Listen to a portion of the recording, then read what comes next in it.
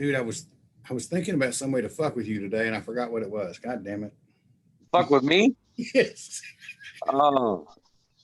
You better be prepared for that, because I'm the best around fuck around guy you'll ever meet. Oh, go, whatever. Who knows what it's going to look like? Whatever. You can't shit the shitter. Tonight, so we're going to talk about the Havamal. I'm going to read the introductory note to the Ballad of the High One. And shit, I better record this. There we go. Welcome once again to Bryan Wilton, Foundation of Faith, Year of Action. If you haven't checked out my website, bryanwilton.com, you really should, because Renee's built me a fantastic assemblage of most of the irons I have in the fire. I got some merchandise coming on that Melissa is going to put together. She's got some t-shirts that I've seen that are badass, in no uncertain term. If you haven't been to the Patreon and want to continue to indulge in this kind of daily material, because I produce something almost daily, and if I don't, the next day I'll put up twice as much stuff. Feel free to check that Patreon out, because that's where I'm expressing my thoughts and motivating people. And I got some stuff on there that will blow your lips off in no uncertain terms. Like I say, tonight we're doing the Havamal. The introductory note. Having said all that, let's say this. Introductory note. This poem follows the Voluspa in the Codex Regius. Now, those of you that don't know what that is, the Codex Regius is a book that was put together, I think it was the 13th or 14th century. It was discovered, and it was a bishop had it, and he returned it to the King of Denmark. So this is an old text. So everybody, this is what presents the biggest problem with a lot of what we do today, is that people sit there and they realize that these monks sat in these monasteries and they transcribed these old stories, they put them into Latin, and they saved them. Now, everyone, there's always the insistence when the argument arrives that, well, the lore is too heavily Christianized, that as those monks were doing that, they were inserting certain ideals of their lifestyle and spirituality into what they were writing, which is a possibility. But it's also equally as possible that the church was writing these down in an effort to modify their structure, their approach, so as to be the most appealing to these people whom they were trying to convert to Christianity.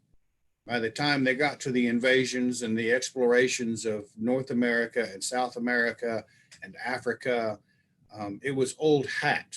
And one of the most prominent ways that you see that kind of idea is the Catholic celebration of the Day of the Dead in Mexico. There's no such animal in the Bible, but you go to Mexico and they celebrate the Day of the Dead. They simply could not get rid of, and you see the sugar-faced skulls and the woman that's all that is their goddess of death, and she was incorporated into the Catholic religion in Mexico and Central America.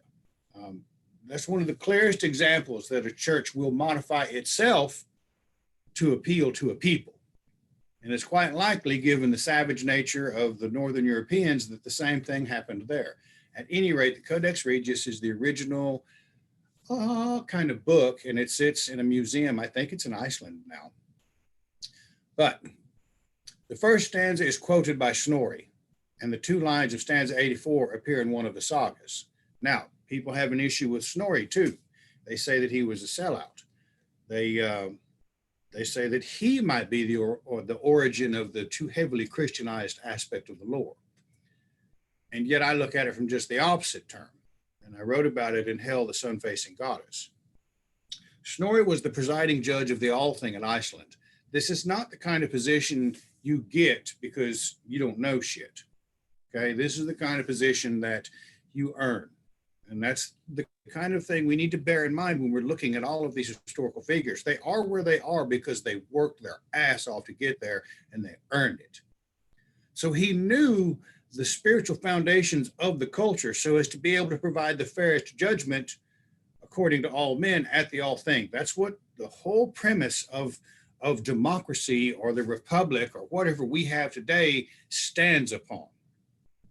And it goes from the the Danelaw to the Magna Carta to the Constitution and the Bill of Rights. That concept, while there are aspects of your Greco-Roman Republic and Senate and Congress and all that stuff that have worked their way into it, the foundational concept of freedom originates among the tribes of Northern Europe. Thomas Jefferson, when he went to Cambridge or Yale or wherever, no, he was in whatever English university he was at, Oxford.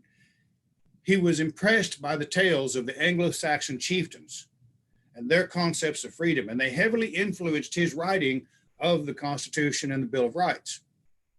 So these ideas that we hold as rights today originated from our ancestors. The first ideas of women being equal, of being able to hold land, of being able to seek a divorce, of being able to have rights, of many freedoms that women now have today and take for granted, originated among the tribes of Northern Europe because they understood the value of it. There are arguments that it was a matriarchal society at some point and that it became patriarchal. But there's also a clear evidence, and I put it in Ancient Teutonic Priesthood, and I uploaded it on my Patreon. You can read it at will if you want. The Gothi and the chieftain were separate offices. The separation of church and state began there. At the time of Tacitus writing about it in 98 AD, our ancestors already had that understanding. Anyway, it's once you begin to look at it in those terms, we find ourselves with a very powerful remnant, and perhaps a remnant of enough of a society that will allow us to flourish. Take it as you wish. Think of it what you may, but the tools are there. The ability, the strength to make the most use of it, the weakness of it is with us.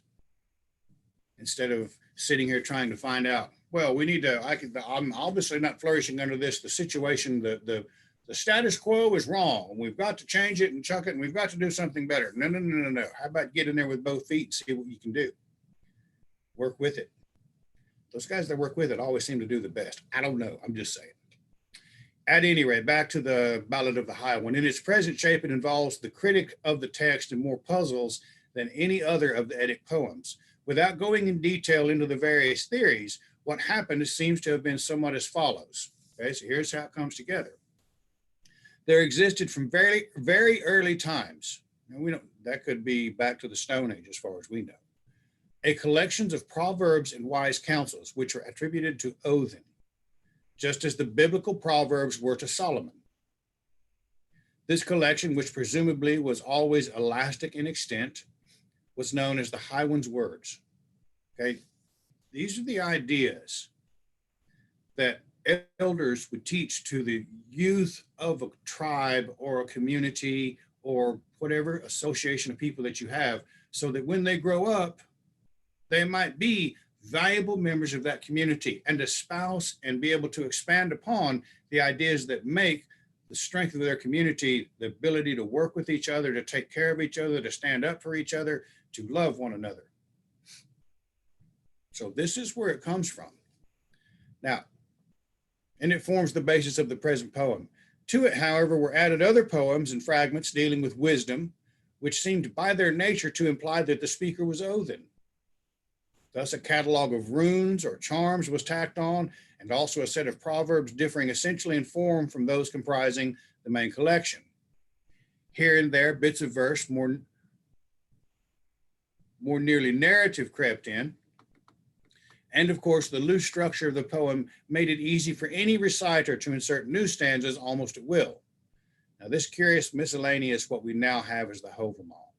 Now, they spell it here H-O-V-A-M-O-L. In many places, you'll see it spelled with all A's or all O's.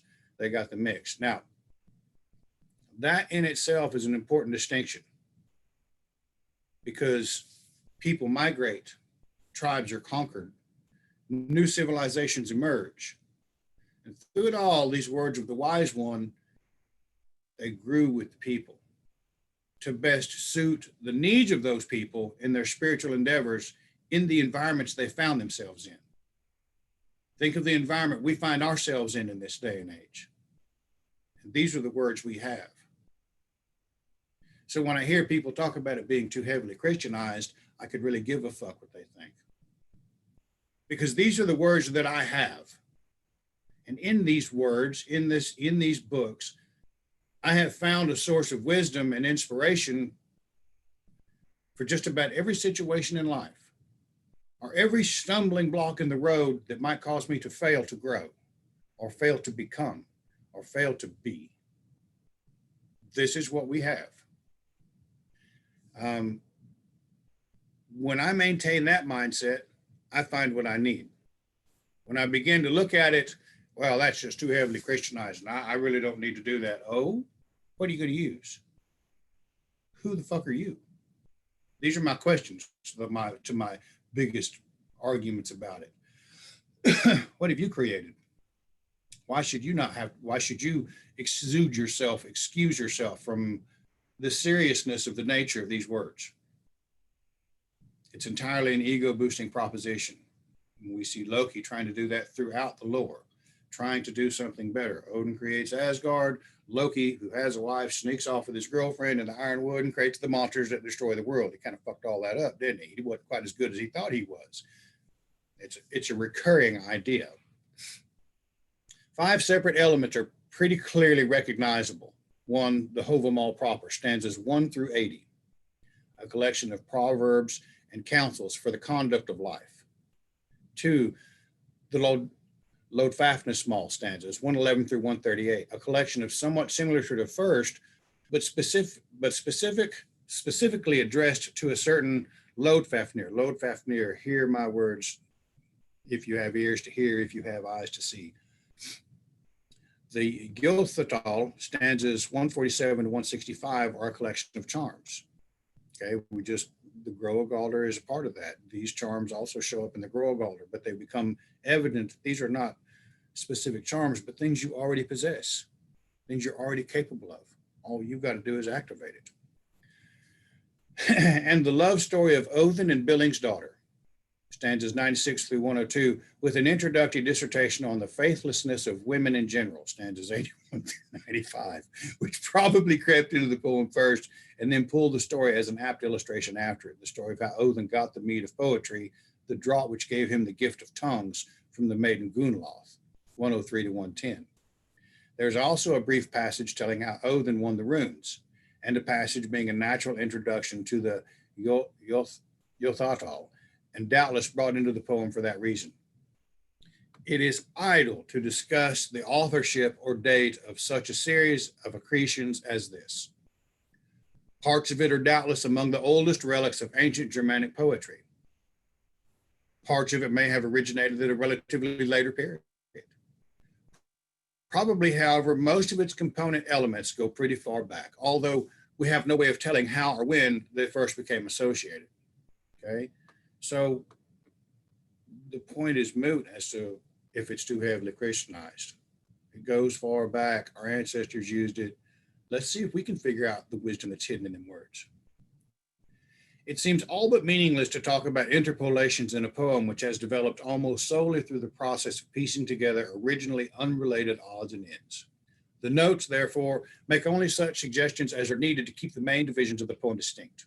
Few gnomic collections in the world's literary history present sounder wisdom more tersely expressed than the Havamal. I want you to remember that. That's very important. Few gnomic collections in the world's literary history present sounder wisdom more tersely expressed than the Havamal. So while other cultures were building great structures like the pyramids or the Parthenon or the pyramids in Central America or China or somewhere else, or even Stonehenge, our ancestors were building a body of words that might most greatly assist a man in becoming that great monument of himself. And that's a powerful thing to begin to grab a hold of, that I might find in these words something that allows me to become that monument, a fine bearer of my name, a fine example. And there are failings, and there are comeuppance, and there are times when we might stand, but everything that we wish to see happen begins with the individual's effort, always. You cannot join a kindred or a community or an organization and hope to glean some greatness from that and not have to do the hard work of becoming something greater. And this Havamal is put together to assist people to do this. So, like the book of Proverbs, it occasionally rises to lofty heights of poetry. If it presents the worldly wisdom, it presents the worldly wisdom of a violent race. No surprise there. It also shows the noble ideals of loyalty, truth, and unfaltering courage, which is something rare form today. Except I think that in the unfaltering courage, we still contend that the enemy must reside somewhere out there. And the greatest battlefield we ever have to conquer is the battlefield of our own mind. That's where the strongest ideas of unfaltering courage are the most value in dealing with our own thoughts. Stanza number 1. Within the gates ere a man shall go, full warily let him watch, full long let him look about, for little he knows where a foe may lurk and sit in the seats within. So some of this has to do with the wanderer. And this is an important concept because there are ideas that in that day and age, there were certain men who wandered. We called them bards, or they sang songs, or they traveled about. But it wasn't a real big place. I mean, if you were operating in a certain area and you screwed this person over here, word of mouth would get pretty quick. If you killed someone's brother, that was something that wasn't forgotten. There was something to be said about that. So before you went into a strange place, pay attention, look about. And I think that speaks volumes about the situational awareness of the world we live in. We just stroll into Walmart as if everything's okay. We assume that everything's all right. There could be some dickhead back there in sporting goods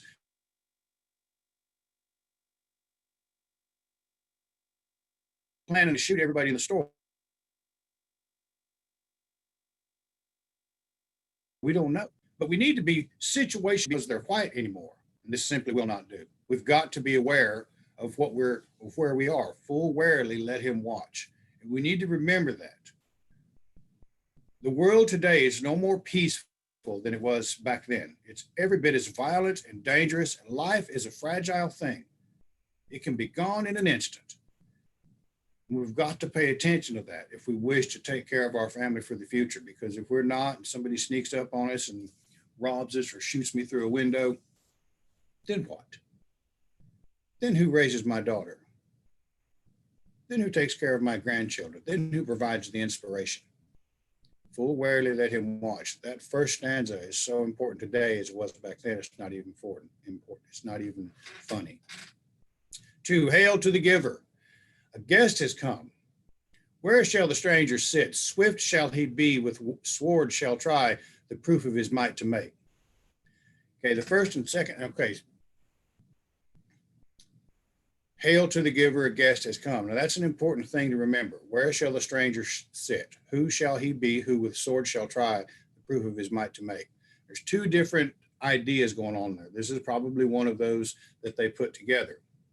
So if you're going to hail the giver, a guest has come, there's a certain idea of confidence that permeates the entirety of the lore with regard to people showing up, strangers. They're either, hospitality was an important thing. We see it denied or we see it tested throughout the rest of the lore. And it usually emerges as a contest of wits.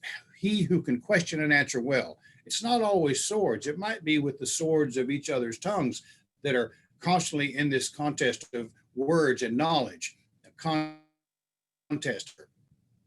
With men, it may very well be a question of sword. Who's going to try this sword? There's a giver. If you're the giver and a guest has come, you have an obligation to be generous, to show hospitality.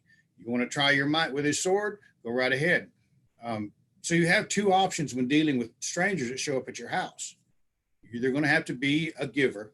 You're going to have the confidence in what you've built in your home to allow someone to come in and not be afraid that they're going to try to take everything from you. Or you've got to be the kind of individual that can defend your home with the sword against a stranger who will come in and take everything from you. Just in that little stanza, there's an awful lot going on. We can't simply just say, one simple thing about it. You can write 2 or 3 pages on that stanza alone. So the depth of what we're talking about here becomes fairly apparent fairly quickly. Okay. 3, fire he needs, who with frozen knees has come from the cold without. Food and clothes must the farer have, the man from the mountains come.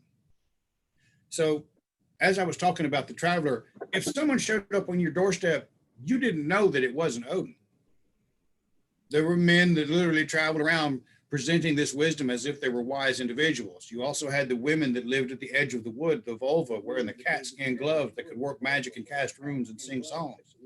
But there were men that traveled around as well, and they expected this hospitality. In exchange for that hospitality, they were treated as guests. They were given the hospitality and generosity that the people of that time did or did not have the capability or the confidence to offer.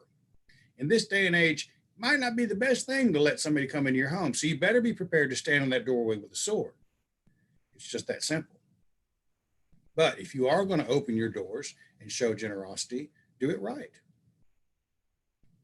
And it just offers the simple ideas, because in the cold, if a guy comes in from the cold, food and clothes give him. Take care of a guy. If you see a guy struggling, he shows up on your doorstep, doesn't mean you got to give him a bedroom and let him stay for 6 weeks. Give him the best you got, let him move on his way.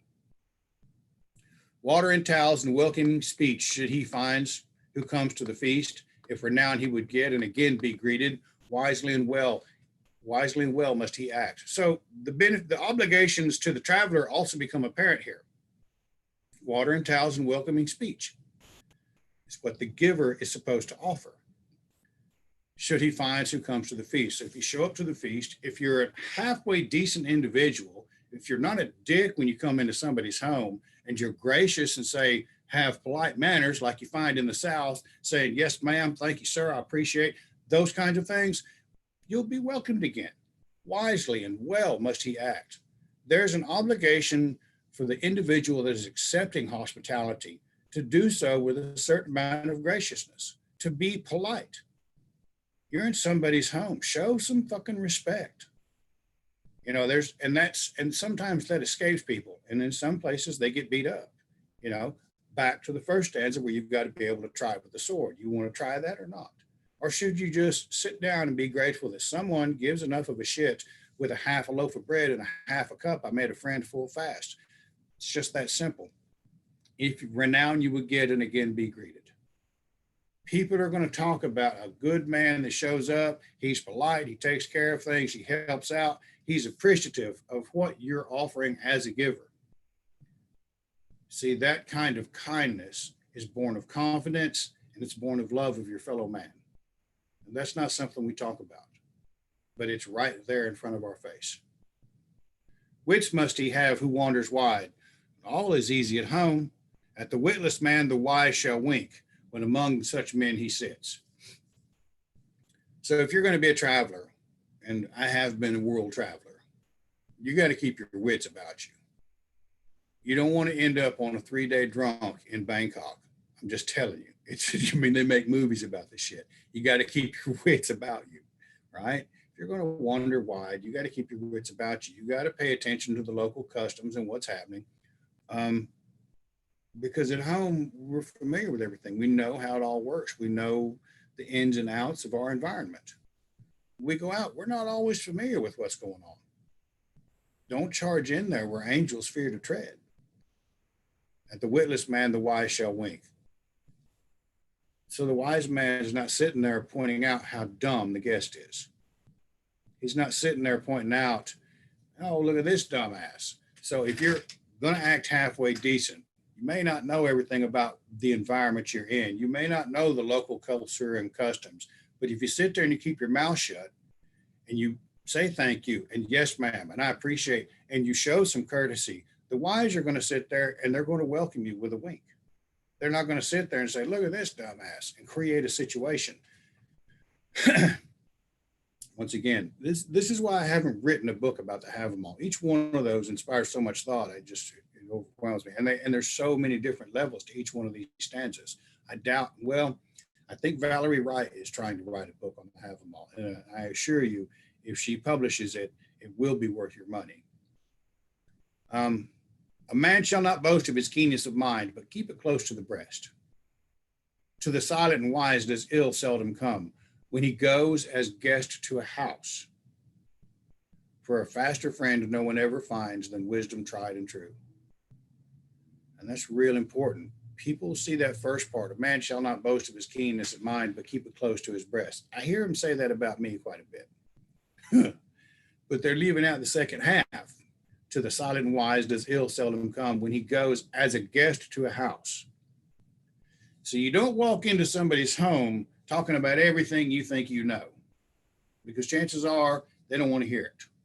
If you're in there to be a guest, be a good guest. Be that guest that's worth having around, someone that will engage in a polite, intelligent, high-minded conversation of good things. If you think back, I mean, even when I was a child, there were two things that people never talked about. You didn't talk about church, you didn't talk about religion, and you didn't talk about politics. That was kind of a hard and fast rule among some of the old timers that I knew. And as a child, I grew up with that. You don't talk about religion, you don't talk about politics. You can get along with a person all day long if you leave them two subjects alone. And there's plenty of other things to talk about. But the instant you start bringing that up, they're going to find some reason not to agree. The whole idea of the social justice warrior is this violation of that old person's principle. Because there's no detail too trivial that they won't bitch about it. Some wordy argument will appear over here and they'll complain about what you think. Everybody's different. Everybody's going to have a different mindset. Everybody's going to have a different perception of the situation. It doesn't mean we can't get along. Let's just not talk about politics and religion. We'll probably get along all day. We'll do just fine. Probably make good friends with each other. I don't know when it became acceptable to quit paying attention to that, but this is kind of what it's talking about in today's terms. A man shall not boast of his keenness of mind. So if you start talking about everything you think you understand about the church and religion, how it screwed people over and how it's done this and how it's done that, and the witch trials and how it's burned down civilizations and some of the greatest things, nobody wants to hear that shit.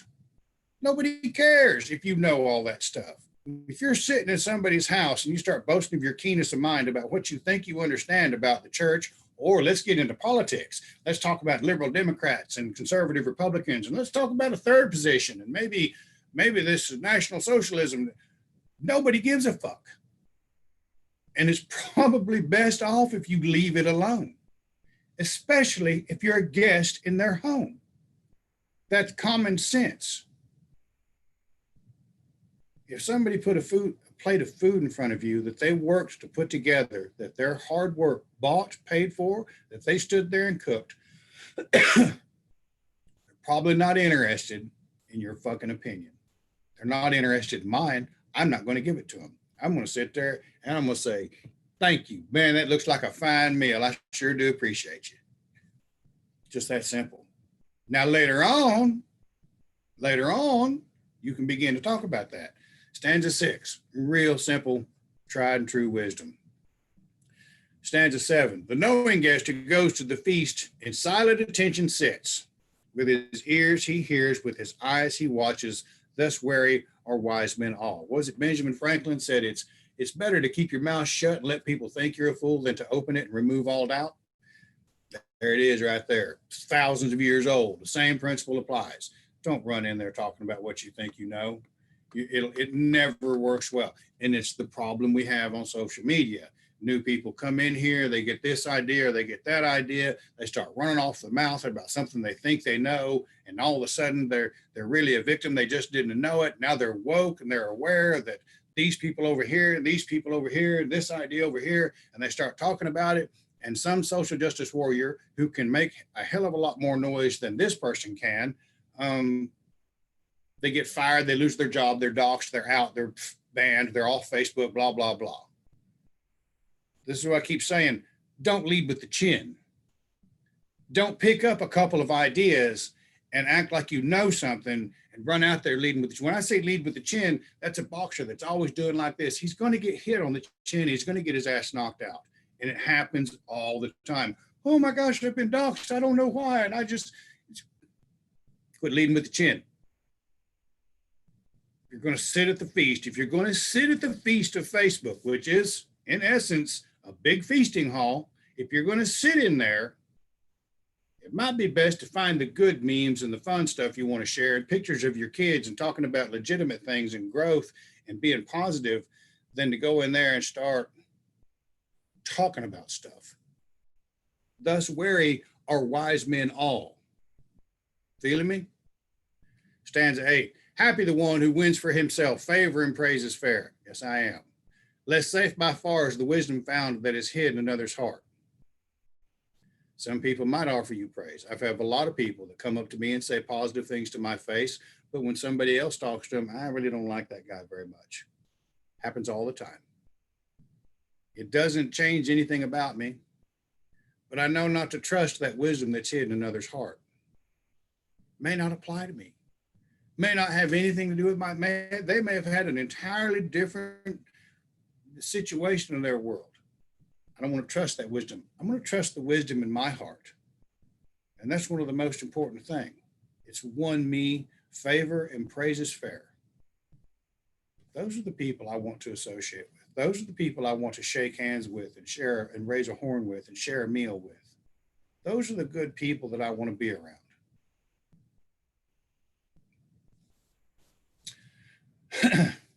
Stanza 9. Happy the man who has while he lives wisdom and praise as well. For evil counsel a man full oft has from another heart. Some people are jealous of other people's success. It's kind of like when you're working with 2 or 3 different trades and they get off earlier than you do. It kind of sucks to watch them get off of work and you got another hour to go. And it's hard to get your mind around it and kind of keep going. Well, I still got to take care of this. It's the same thing for people that enjoy success. Sometimes it's real difficult to watch someone who does something that I've tried to do, go out there and be successful at it and do it. And I learned this at a real early age in my life. But the thing that really drove it home was the Special Forces Assessment Selection Course. I remember about the 3rd day of the 2nd week, we were out in we were doing a timed 5-mile run in BDUs. And I was a master fitness trainer. I was a PT stud. And I remember running and I come up on top of this hill and I'm doing pretty good. I know there's a bunch of people behind me. There's a bunch of people behind me. And I'm feeling pretty good about my effort. And I get to the top of this hill and I realized there's just as many people in front of me. And I realized among this group of quality, top-notch soldiers the U.S. Army has to offer, I'm simply middle of the road. That was a real tough thing to swallow for somebody like me. For somebody that has an ego as big as mine, that sucked. Okay. But people will I didn't want to see that guy in front of me win. I didn't want that guy to be better than me. I didn't put in as much effort as that guy had.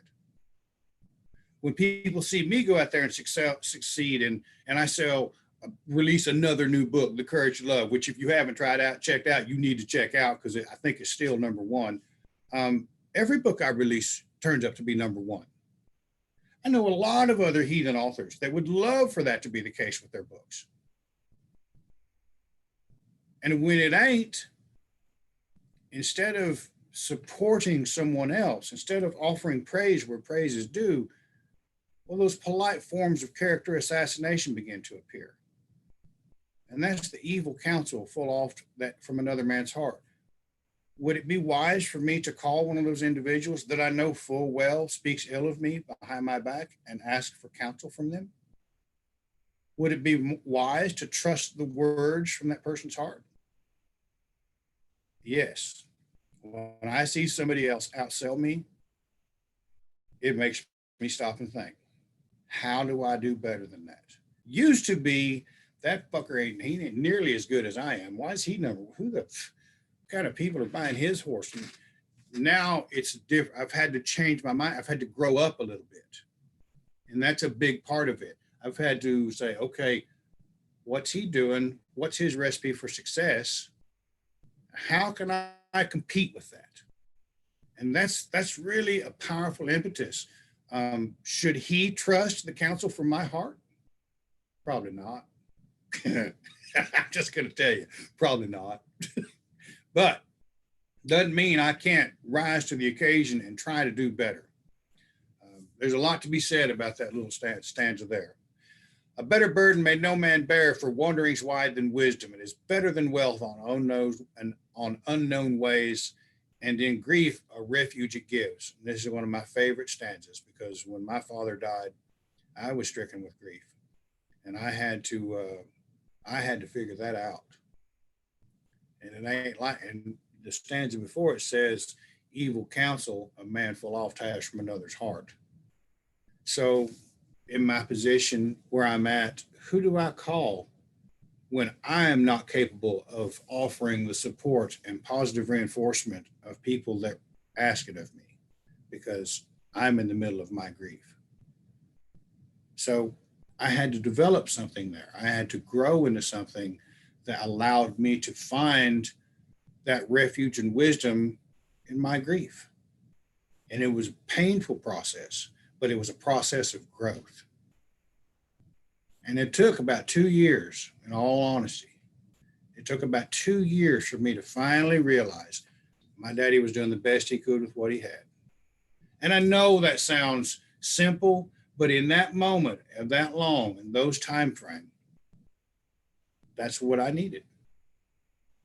So it did provide a refuge from grief. I found the wisdom to understand and look at it from my father's point of view, which is sometimes very hard to do when people have hurt you. It's very hard to do. But we do find a refuge from grief in our wisdom. We cannot assuage the grief. We cannot snap a finger and make it go away. There is no miracle cure. It is a part of becoming who we're supposed to become. It either kills something inside of us or it shapes something more powerful within us. But that wisdom found in our heart gives us a refuge from the grief that so often traps people. I remember I was standing in a Dollar General, and I've told this story a few times, but it strikes me as a parent, the idea of a victim. And even Julian the Apostate writes about it, I believe, in the Mispogonon, making observations of his society, that I saw a woman, she walked in, and the lady behind me said, "Hi, how are you doing?" And this lady that walked in the store, she didn't say, "Hi, hello, fuck you," or nothing. She said, "My husband died just before Christmas."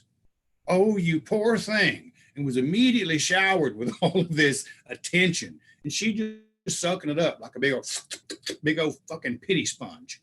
And that became her, that was now her identity. She was to be pitied because she had lost. The people were to be pitied because they've got sickness or they've been afflicted or there's something going wrong. They would rather suck in the attention of pity than stand up and become what they're supposed to become and find a refuge from grief in our wisdom. Those are such powerful words that I can't begin to impress upon you the seriousness with which the understanding of them might benefit your life. It's better than wealth on unknown ways. Because I've been lost too. And quite frankly, dealing with the loss of my father, I felt lost. But it was better than wealth. I could have had all and I was making six figures. I was making $102,000 a year at that time. That didn't help me a fucking bit. But that wisdom did.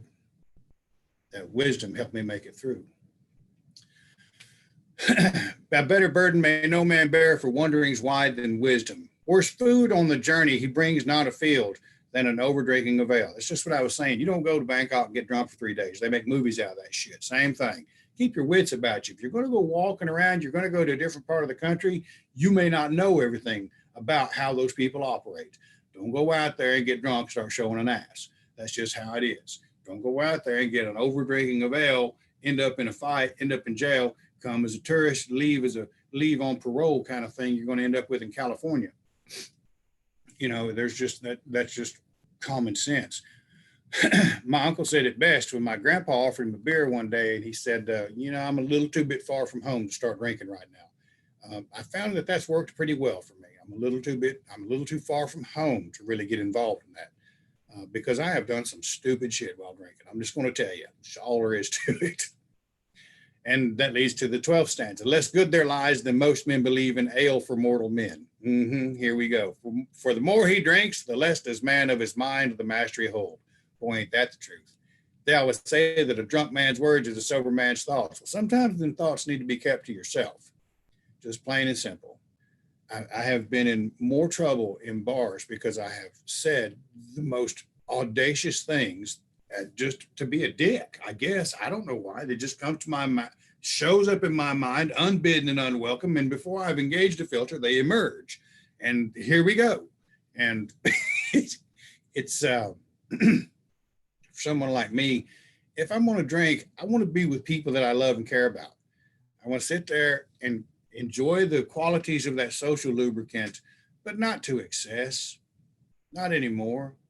Not to the and that goes for any kind of mind or mood altering substance that people indulge in.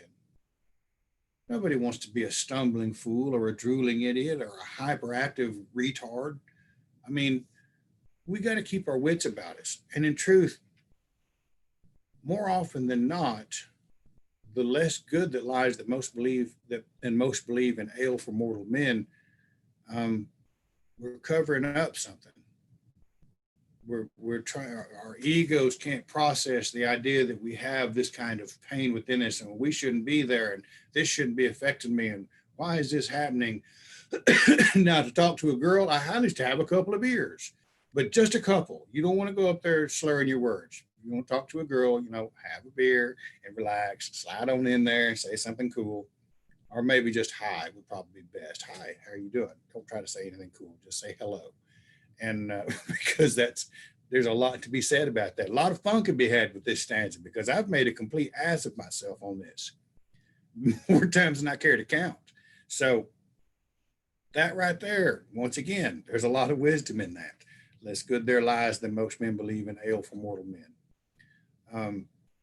When we come home from work and every day we got to have a beer because the tension of the day is eating our lunch and we can't really deal with it. Maybe we need to think about that. If I hate to bring it up. Tia was on here a minute ago. There she is. I have seen good men, well, maybe not so good men, come home and drink every night and just give up life. Just completely give up life. This wonderful gift that we all have that it really is limitless if you think about it, the qualities of life and what we might achieve and where we might go and what we might see and who we might love and all of these wonderful things about life. And I see people come home and my uncle was one of them. And he would sit there and he would stay high or he would drink until he went to bed. And then the next day he'd get up and go to work again. And he lived for the weekend. Friday's payday. All right, we'll get roaring drunk all weekend long. I've done the same thing working these construction as a construction dog all my life. Go out and work on towers all week long. Friday's here. We're gonna get tore up from the floor up. Go downtown and shake a Sugarfoot. Blah blah. Monday I'm broke as shit carrying a sack lunch to work. All in an effort to make up for some kind of shortcoming that I have or my perceived inability to experience life. Because there's a lot to it. There's a lot to living a big life. And if we're just living for the weekend and how drunk we can get, we're missing out on it. Now, I'm not saying don't have a good time. I'm all for going out and having a really good time. But when it becomes a pattern like that, we're losing the mastery of our mind. And once we lose the mastery of our mind, someone else will master it for us. And they'll do so with their arguments and their opinions and their ideas that may not necessarily be the best for us to go out and live a big life. I say that, and people that have seen me at some of these events have seen me very drunk, but I was with good folk. Over beer, the bird of forgetfulness broods and steals the minds of men. With the heron's feathers fettered I lay, and in Gunnlaug's house was held. Now, this is him getting the meat of inspiration from Gunnlaug. Now, I did read somewhere, and I love the idea that this is where Bragi comes from, Odin and Gunnlaug. He laid there for 3 days and got 3 drinks and fooled around with Gunnlaug and kind of had a little love affair. And over beer, the bird of forgetfulness broods. And he forgot his responsibilities. He was holed up there in something special and thought it was cool. And once he got done drinking, he realized, oh shit, I got other things I need to be doing. With the heron's feathers, fettered I lay. Now those fetters that kept him there were of his own making. And many times when we live a lifestyle like that of abusing or indulging in mind and mood altering substances, we fetter ourselves with those same heron's feathers. We fetter ourselves in houses that may not necessarily be the place we're supposed to be. So we need to pay attention to that, because that's where we begin to forget our responsibilities. Drunk I was dead drunk. When with Fjalar wise I was. 'Tis the best of drinking, if back one brings his wisdom with him home. So when I said earlier about having a good time, have a good time. Bring home your wisdom. Be with good people. Don't just go out to the bar and raise hell and expect everything to be okay. That ain't always how it works. Now, if I go out with Robbie and go down to 14 Mile Creek on his little place that's on the edge of a creek, and we drink all night, the next morning we go down to the creek and we take a bath and brush our teeth, and we're living in the Ozarks, and we're out in the country, and we're with good people, and we're not going to act stupid, and we're not going to do things that cause problems for each other because we care, and they sit there and we play and sing music and have a good time.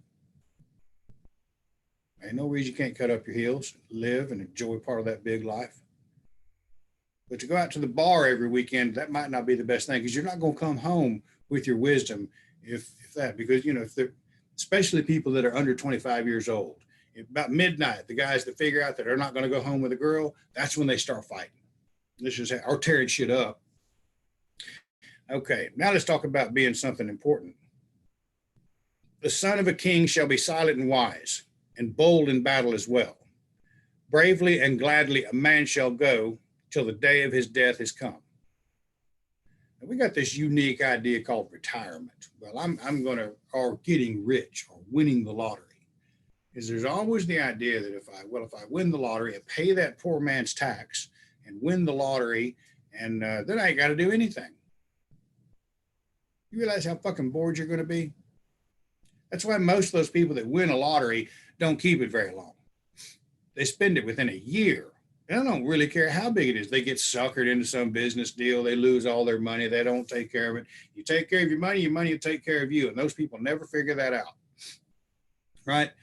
But if we're talking about, as I was talking earlier, if we're looking at this body of literature as if it is the framework by which we might build ourselves into men of account, of reputation, of accomplishment, that might rival the greatest monuments of ancient Europe and the world, this body of literature, well, should we not consider ourselves sons of kings?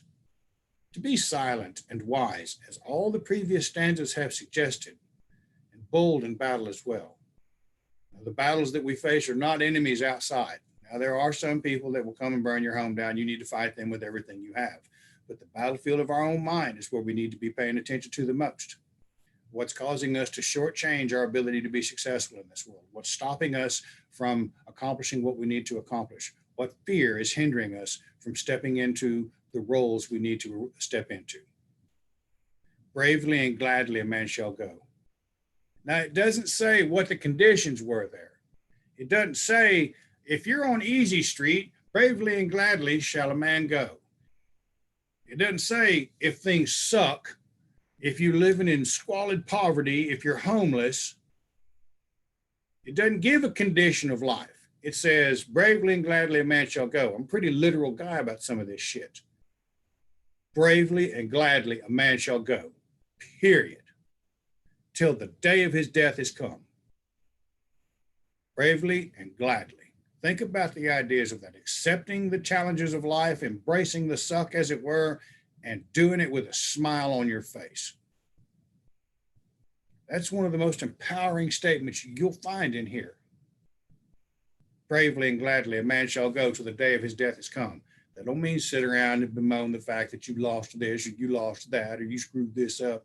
Bravely and gladly a man shall go. That's a real simple, straightforward, direct comment.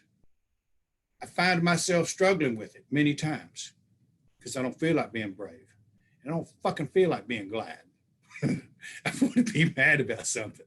I feel like getting a case of the ass. I feel like feeding off that negative energy that I'm so used to feeding off of, that I was taught to feed off of. When I see something on TV that makes me mad, when I see something over, they ain't got nothing to do with me. Right? Bravely and gladly a man shall go. That's a dude you're going to have a hard time contending with. That's a dude you're going to have a hard time competing with. That's a dude that's going to be successful in the world. That's a dude you can look up to. And I'm sure that we've all come across him. I knew one guy, he was a friend of mine in Utah, Jared Osmond. Yes, he's a part of that family. He was Biff, but he and I became good friends. He was a construction worker, and he read one of those, I think it was Rich Dad, Poor Dad, or he got a hold of Tony Robbins or something like that, and began to go bravely and gladly. When I left there, we helped him finish up building his third nursing home. And this one was a 90-bed facility that was $2,500 a bed a month. A multi-millionaire by his own hand because, and I promise you, the guy always had a smile on his face, a hug, a handshake, always positive, always encouraging, and he was making it in this world. And he had come up out of nothing. See, the two oldest boys didn't have the talent of the other five. They were partially deaf, which is why their mother started the Children's Miracle Network. Jared come from that second oldest son, and he built himself into something. I loved him to death, man. Still do. Awesome dude. Now, what if you lived in a manner that you went bravely and gladly, that when somebody talked about you, they said, dude, that was an awesome dude all the time?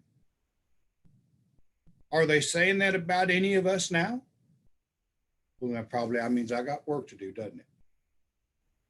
To be bravely and gladly a man shall go. Doesn't matter the situation. Doesn't matter if the world is taking a shit on you. Bravely and gladly keep going forward. That's it. Real simple. Because you're the son of some kind of king somewhere down the way, or a daughter, a princess or a prince, silent and wise and bold in battle as well. That's what it's all about. Everybody likes to use this one. The sluggard believes he shall live forever if the fight he faces not. But age shall not grant him the gift of peace, though spears may spare his life. It's true. If you back down and you're not brave and bold and going gladly, and you come up against something that you're going to have to tussle with, and you think, well, I'll sidestep that. I don't feel like dealing with negative aspects of my persona. It's really okay. That guy didn't really mean that. I really don't. It's all right. He didn't mean it. It's, I don't want no trouble. Fuck that shit. Knuckle up under some stuff. You might get a ass whooping. Deal with it. Make yourself better. The sluggard believes he shall live forever. Master Chim put it in the best terms of it that I've ever heard. He said the problem with America today is there's too many men trying to be strong women. These sluggards believe they're going to live forever, always existing in the friend zone. Fuck that shit. Age shall not grant him the gift of peace.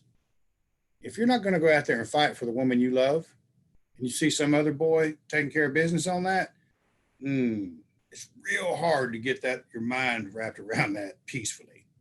Yeah, you better get up and fight for the things you want and the things you love. The fool is agape when he comes to the feast. He stammers or else is still. But soon he gets a drink, as it seems what the mind of the man is like. The fool is agape when he comes to the feast. He stammers or else is still. But soon, if he gets a drink, is it seen what the mind of the man is like. So the fool shows up, what he sees blows his lips off, doesn't know what to say, has a couple of drinks, and he loses the mastery of his mind, and the fetters of his own stupidity bind him, and then we know who we're dealing with. So we need to pay attention to that. Be grateful. All right.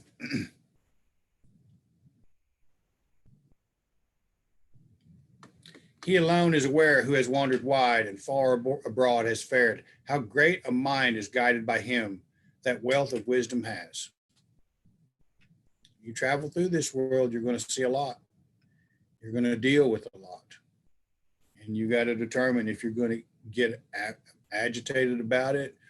Well, hell, you don't even got to travel anymore. They'll bring it right to your fucking living room in 24 hours of news pumped into your home to keep you agitated. You ain't even got to leave to see what's going on in Africa or Southeast Asia or somewhere over here in Portland or the West Coast. I mean, if you're not going to travel, which most people don't because they work a regular job, they're going to bring it to your home and force feed you this stuff so that you know what you need to be agitated about. You got to figure out how to guide some wisdom through that. You got to figure out how does this change how I put food on my table? How do I take responsibility for what's going on in my home? See, this is where the wealth of wisdom becomes most important. We don't have to fare abroad anymore. The world is literally at our fingertips on a remote control, as it were. Fuck, man, let's see what's going on over here. Shit, oh, look at the news. And pay attention to what you're picking to watch. And see if you're not watching the things that allow you to feed off of negative energy. Or are you picking those things that allow you to create an environment in your home that's one of wisdom and love and compassion? Which one are we doing? Because once we do that little exercise, I challenge you, pay attention to what you decide to watch. Ask yourself why you're watching it. Now, if it's professional wrestling, hell, you were going to have some fun with that. But if you're making sure that you're watching these sports analysts argue with each other about whether or not LeBron was better than Michael Jordan, you need to ask yourself why. Because you got a vested interest in that argument. Does it even have anything to do with you? If you're watching Fox News or CNN or MSNBC or any of that other stuff, if you're listening to Rush Limbaugh or why? Ask yourself those powerful questions, and you'll learn a lot about yourself and this stanza. Because, like I said, you don't have to wander wide. They're pumping it into your homes so they can keep you where you need to be, and they can make the most use of that negative energy that you're putting off. And where are we getting any wisdom from that? Where's the refuge from grief going to be cultivated if we're spending all of our time determining what to be most agitated about? How am I going to pay my bills if I'm focused on all that shit? Because I might have a job that fucking sucks. I still got to do it. I got to do it with a positive attitude so I can just maybe get out of that and move forward into something better. A lot of wisdom in that, guys. Shun not the mead, but drink in measure. I'm going to do this last one, and we'll talk about it. Shun not the mead, but drink in measure. Speak to the point or be still, for rudeness none shall rightly blame thee, if soon thy bed thou seekest. Many times, if I felt myself getting drunk, I will leave what is apparently a good time with good people and find my bed. And I don't care if they like it or not. I'm not in the business of making an ass out of myself. Well, maybe not as often these days. Let's put it that way. So that's the important part. Not as often. So there's a qualifier there. Bravely and gladly I'm going, motherfuckers, but not quite as often am I making an ass of myself. God damn. Anyway, I'm done. I've had enough. So anybody has any comments or wants to talk about it, I'd be happy to answer your questions or just chew the fat, or if there's something I said that that pissed you off, please feel free to tell me. I was going to say everything in moderation. So as long as it's not as often. Right. That's right. That's what it's all about. But I mean, I think we all get the point here. I'll pick up on 19 next week, and we'll go through the whole thing because there's a lot to this. I mean, this is the distilled knowledge of everything we keep looking for. We're reading all these wordy books and academic arguments, and fuck, it's all right here. You know, don't be an ass. Don't act like a drunk. You know, find a refuge from your grief and wisdom. And there's a lot of freedom in that. So I think the Havamal, I mean, obviously, I mean, it's the one book I've never written about because it is so big. It is so big. It taxes my imagination to even think about what it would look like for me to write a book about that.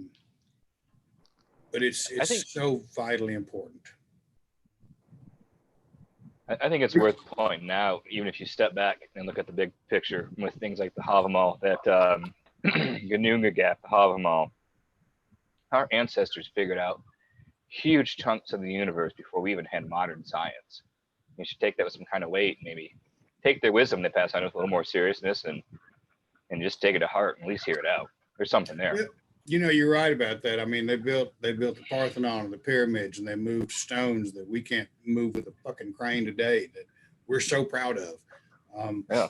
You know, they could do all kinds of. I mean, they were sky watchers. I mean, that was one of the things that show up in the question and answer. What are the name of the sun and the moons and the stars, and what about the seasons? I mean, you see that repeated, I think, in all 4 books that deal with the serious question and answer scenario. Talking about time, and in that time they already understood things that we're still figuring out. But the Gununga Gap, it's funny you brought that up. I was talking with Shawnee earlier. If you look, we were talking about this emotional void that it seems this entire kind of generation is living in, and I think some of that has to do with our inability to find a refuge from our grief and our wisdom. I think many of us exist in this emotional void of darkness because we've never been able to deal with the pains of life that may not have always been our fault. It's a really interesting concept, but it's interesting you brought that up. I'm going to think about that later. I may talk about it next week.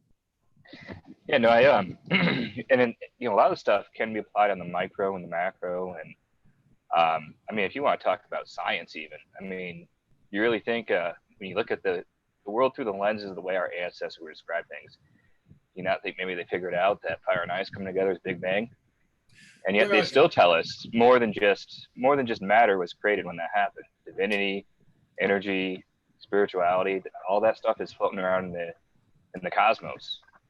Well, that's an interesting thought. It was kind of the root behind my book, Blind in One Eye. There was a physicist at MIT that came up with an idea that life originates in response to the energy to which it's exposed. And I tied that into the lore fairly well, if I might say so myself. but it is it's interesting that these concepts show up, but you see that intertwining structure of DNA throughout the world's ancient religions and faiths. And I've been told that they represent 2 things. One is culture and one is nature. And the intertwining of the 2. And Joseph Campbell pointed out that whenever an ancient culture would settle into an area, they would incorporate themselves into the environment in which they lived. They became a part of the world. And here we are in the 21st century doing our fucking best to separate ourselves from the world we live in. All over it. Yeah, we're separating ourselves from the world we live in, the environment we live in, and look what's happening. We have found ourselves in this emotional morass, feeding nothing but chaos and hate, and fucking cities in the United States are burning to the ground because of it. What? I did 7 years in the infantry, and communism was our fucking enemy back then. And here I am at 50, and I'm watching these fucking yahoos raising hell in the streets, burning down cities because they don't have a refuge from their grief and their wisdom. And so that emotional chaos Yeah. is really prevalent in many aspects of our society. And here I am once again with the same idea that our gods have thrown us a fucking literal lifeline in this body of literature to pull ourselves out and rise above the miasma to become that example of he's a really good dude. You know it? I mean, that's what we're looking at. Yeah. That's what bring it back to what you were saying. It was kind of an epiphany, actually. And also, dude, Cobra Kai. I love that you were talking about exactly what you're saying. These kids are a bunch of fucking pussies these days. Embracing communism. 70% cannot get into the military. Right? 70% of today's youth cannot get into the military. So, like a little backstory, that was a body period at one time. Pre-Ossetru and everything. So, you see some shit you like to see, and then you see some shit you don't like to see doing that. But, you're with the tattoo artist, and you're seeing these symbols, the lotus flowers, the kanji, and all this other stuff, and these piercings, and especially white people, the gauged out ears and everything. I gave mine up years ago because once I found Ossetru, I realized I have a culture, I have a place. And it just was like an epiphany in our old AFA book of Blotar, where it talks about there being a vacuum and a void, and when there is no substance there's no spirituality or roots for our folk or any vacuum spiritually. People are going to lash out, they're going to reach out, and they're going to try to fill that void and try to find their way home. And I think that's exactly what's going on when I see these Hindu ear gauging out things that kids do these days, and they're not Hindu.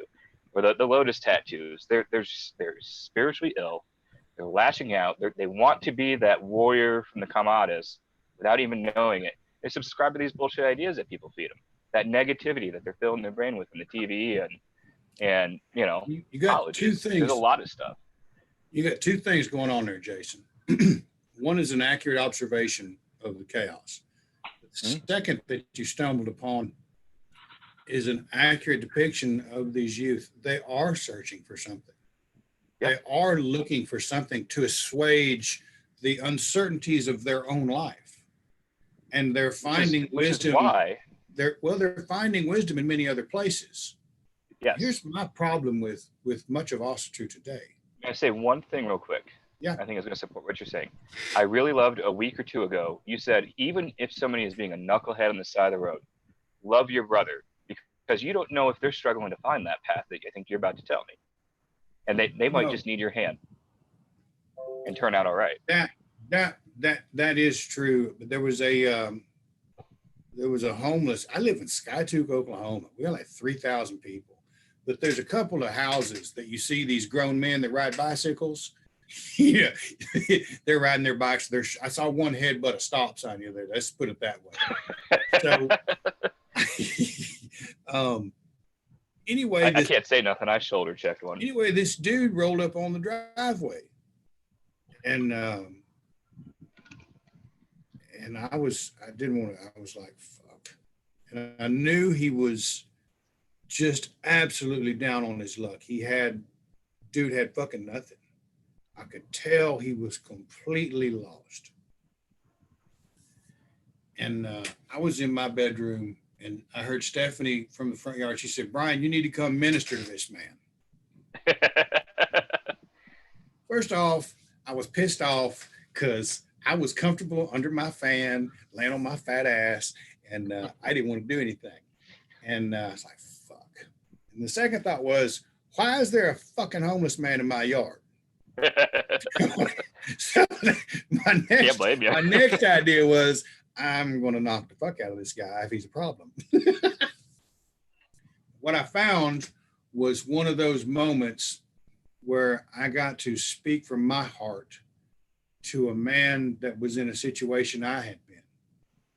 He owned a tree company and made money, and he got strung out, and he's lost his children, and he has a bicycle, and he's so far fucking down, he doesn't even know where to start.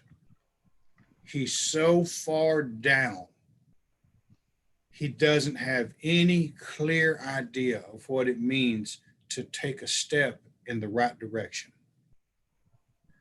What can you do with somebody like that? because you can't give them $10. That's not going to change a That's not gonna fucking do thing in anything. their world. So I began to talk to him, and I shared my own experience with him. And I told him I'd found power in ancient ancestral pagan gods. And but that don't mean shit to him any more than Jesus Christ healing him means to him. At that point, at that low, none of that matters. He could give a fuck who he prays to at that point. What he needs, or what I felt he needed, was an affirmation that he's still a man. And so I began to, I get choked up thinking about it, because I remember what that feels like. I remember what that feels like to not have any kind of affection for myself. I remember what it feels like to not even know what it meant to stand up and be counted.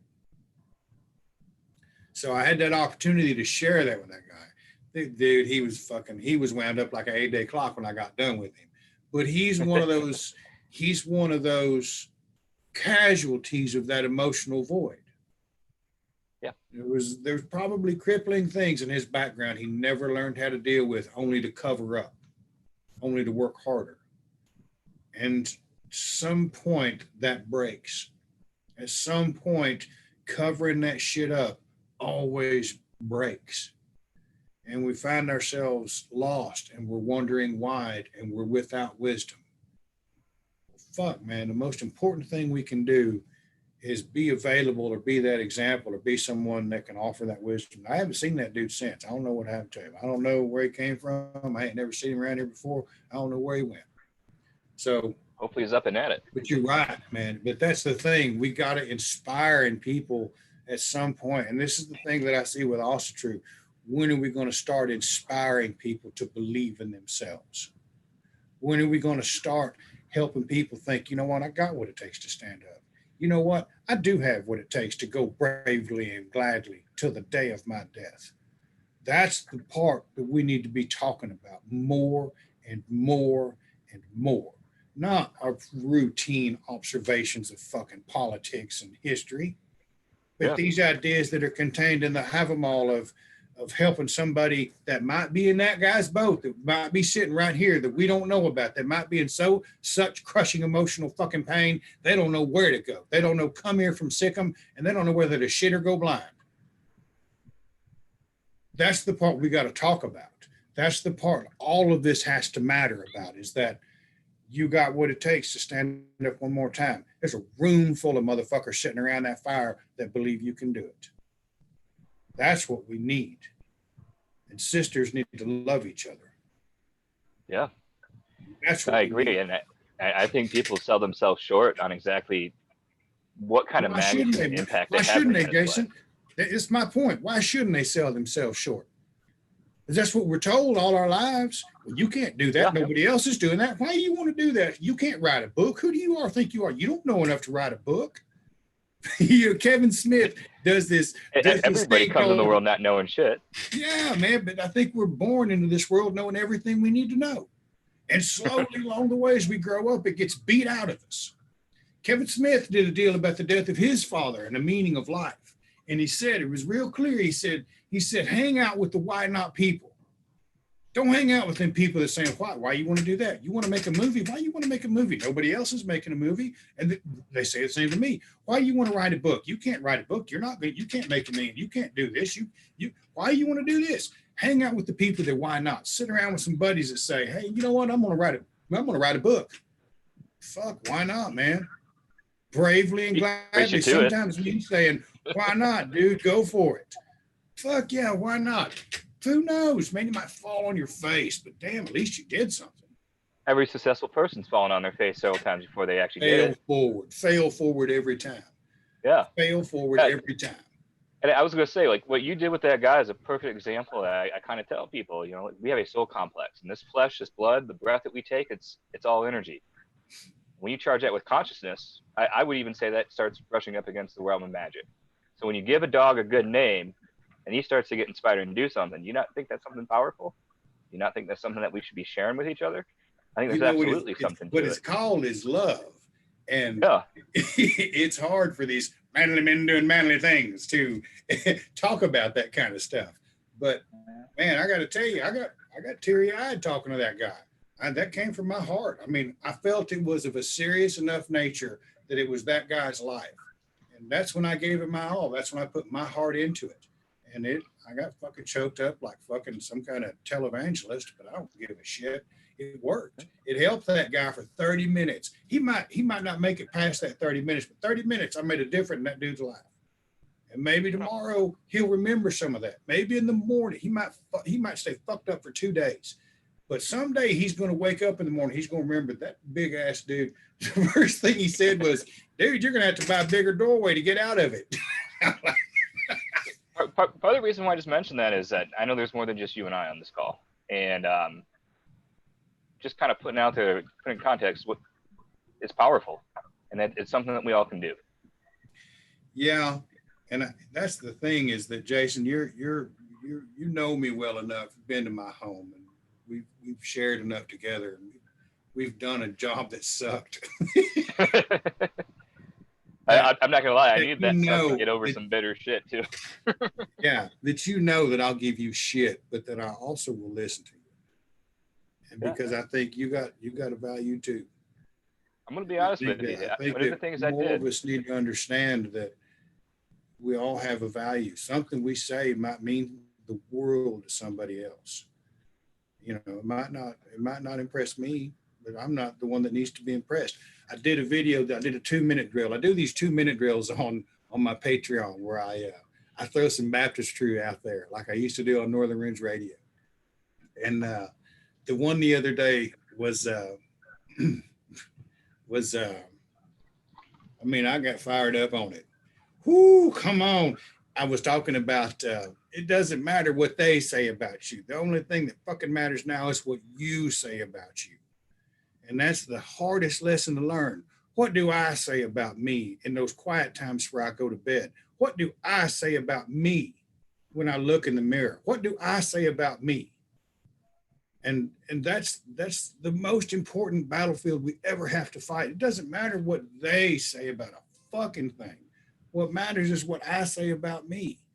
And that's if I'm drunk, I ain't gonna say anything good about myself. What do I say about me? And that's one of the most powerful lessons we got to learn. That guy that I talked to living on that bike, you know what the train of his thoughts probably was? I failed. I'm worthless. I can't even be man enough for my children. I'm not worth anything. I better have a drink to cover it up. I better do some drugs to cover it up. His entire train of thoughts, there was no positive input anywhere in that train of thought, and it was on automatic. It was an automatic recitation of how worthless he was. And that's what he was telling himself again and again all day long. And before he went to bed, he probably had to take something to go to sleep because he couldn't stop thinking about how worthless and how he'd failed. Somewhere we got to figure out in this faith in particular how to stop that negative train of thought and help people craft a new train of thinking that says, I believe in me again. I'm a beautiful person.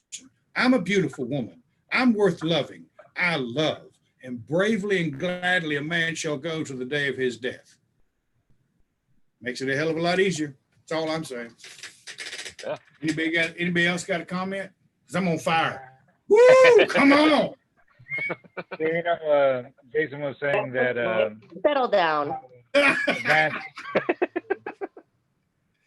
Jason was saying how the ancients had some things, you know, pretty advanced. Heck, I'm impressed they had common sense down the way they do. I mean, the first third of the Havamal is basically common sense. What, you know, how not to make an idiot of yourself. I failed that. I think a lot of people need to read that part again. It's a smoke show in here. Come on now. And then how much of this world could do better with a little bit of common sense? It's true. That's our responsibility, isn't it? We got this body of knowledge. I think that kind of gives us an obligation and a responsibility to start pulling it out. All right, guys. I hear a tussle going on in there, and I'm gonna have to go take care of it. Scarlett doesn't want to take a shower. It's time to go to school tomorrow and all that nonsense, and I better get in there and handle it. But really, really, really appreciate every single one of you coming on here tonight, and just being a part of it. I really do. Thank you so much. And tomorrow's Monday. Some of us got to work. Let's grab that by the nose and whip its ass, huh? Listen, get my t-shirts. I want those t-shirts. I posted them on Newbie and on Facebook. Awesome. Outstanding. Okay. I'll get more coming up in the next few days. What was it okay, good. I look forward to seeing them. We'll share them. We'll get them plugged into that website. Get them going. Awesome. Wonderful. Have a All good right. night. All y'all have a good night. Have a good night. Thank you all so much for joining. Melanie, it was good Good to see night. you. Thank you. Thanks so much. Thank you, Brian.